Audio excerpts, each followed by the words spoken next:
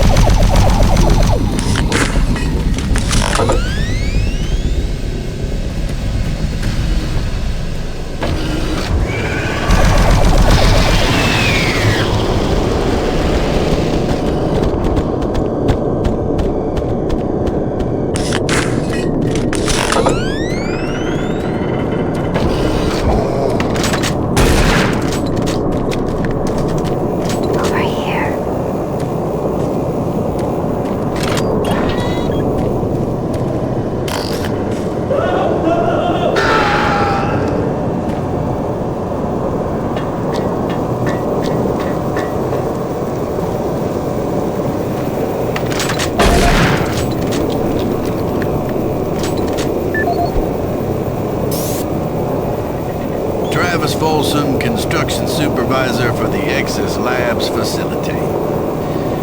We recently reached substantial completion on the facility's engineering sector and began work on the environmental systems sector early. At this rate, we should be able to impress the big boys up in Central Authority and score our completion bonuses.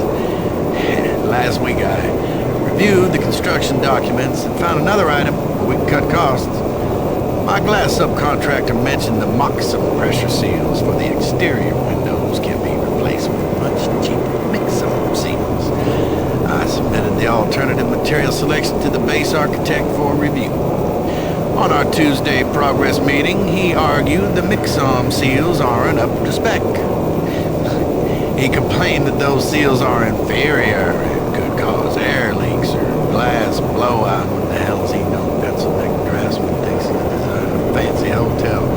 Hey, guess what? I was building shit before he was born. Anyway, I managed to get the Mixom seals ordered. I bypassed the architect and talked directly to corporate.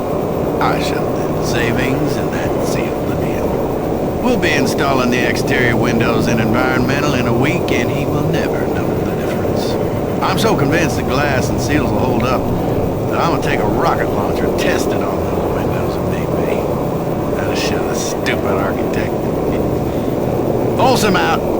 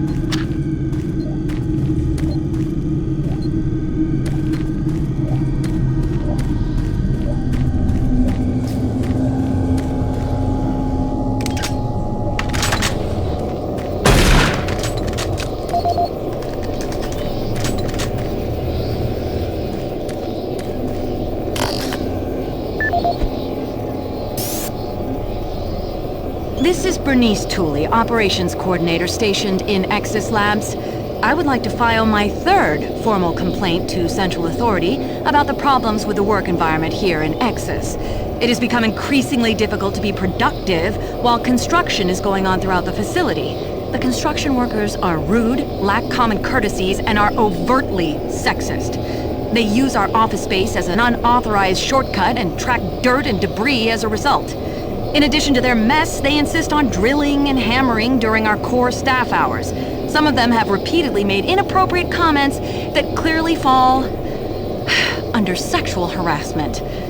When I approached the construction supervisor to remedy the situation, he told me in no uncertain terms to mind my own business. Actually, his exact words were, "Don't worry your pretty little head about it."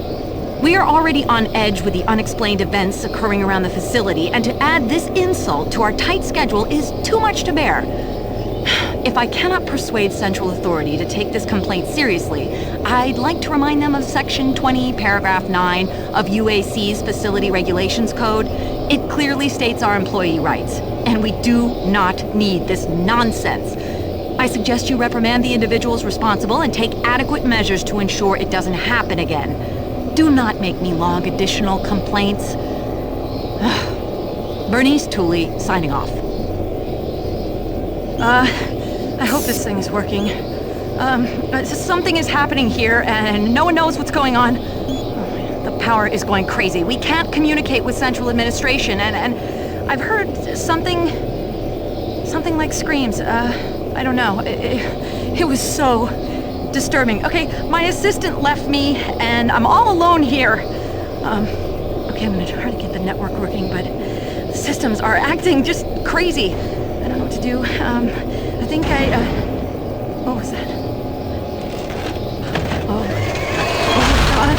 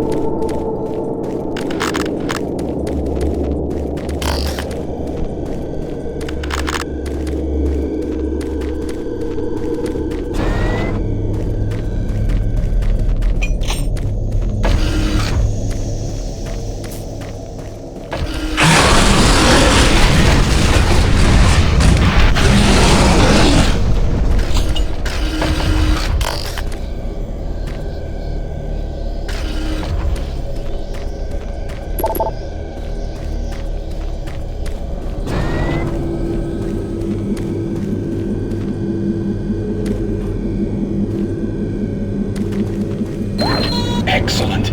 You're back. The inducer is working perfectly, and the teleporter is ready for transport. Here's the situation. There's a teleporter outpost in the other dimension, and it's still operational.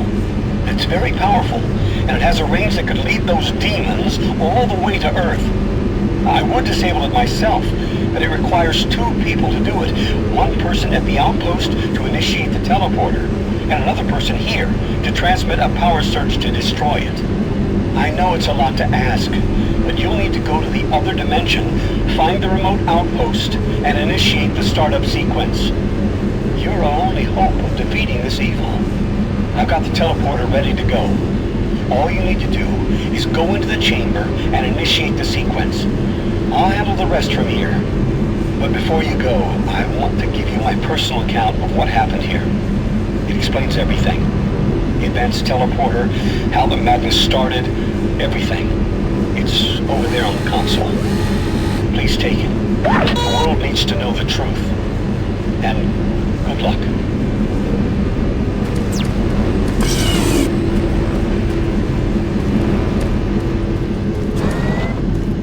Decontamination process started. Decontamination complete. I have the teleporter sequence already configured. Just activate the main console. When you reach the outpost, I'll be able to communicate with you. Good luck.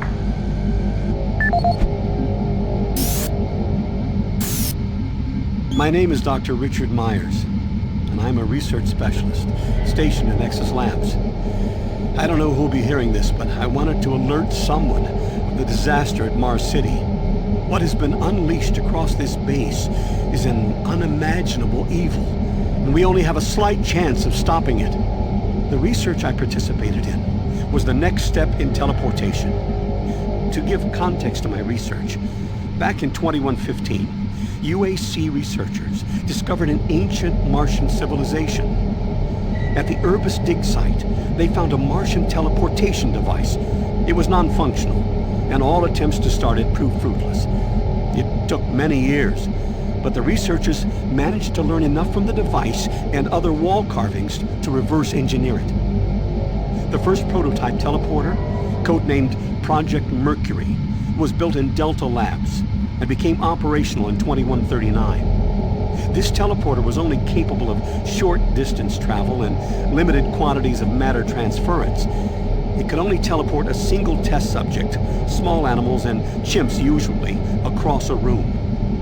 Once testing intensified and technical data increased, we were able to fabricate more powerful teleporters. In Delta Labs Sector 3, Project Gemini managed to increase teleportation across greater distances.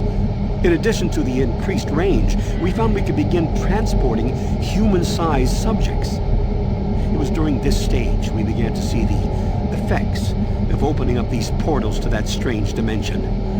Our scientific curiosity overruled the obvious warnings, and under Dr. Malcolm Betruger's direction, we continued experimenting.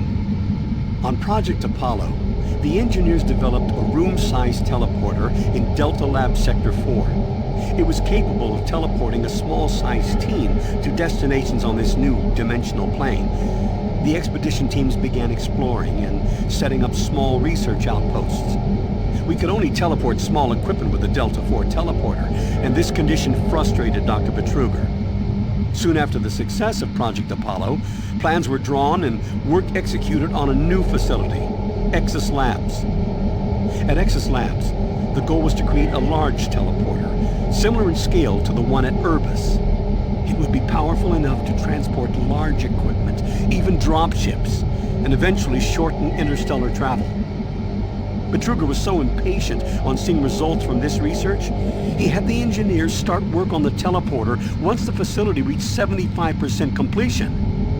We had expedition teams set up a teleporter outpost in the other dimension to link up with Exis. It was at this time I began investigating the strange stories I heard over at Delta Labs. I managed to hack undetected into Betruger's personal logs. What I found scared me to the core. Betruger became obsessed with the findings of this new dimension. He started to push experiments regardless of the human cost. His log entries into the occult and how to harness evil powers were truly frightening. The more recent logs detailed how demons, yes, demons, contacted him through his dreams, offering him unimaginable powers. But they demanded he find a way to help them reclaim Earth. It was then I realized that this other dimension was hell itself. By the time I realized his plan, Betruger had started the invasion. Since the Exis teleporter hadn't reached sufficient functionality, I assumed Betruger decided to launch the demon invasion on Mars without it. However, the Hell Outpost teleporter is operationally ready, and it's only a matter of time before Betruger decides to use it. I'm going to try to reach Chief Engineer Rhodes in the Enpro facility to divert enough power to Exis, and with a little luck, create a big enough power surge to destroy it from here.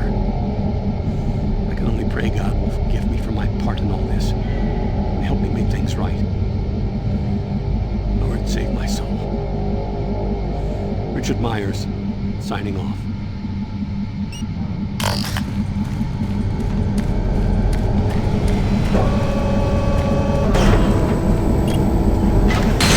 Systems activated.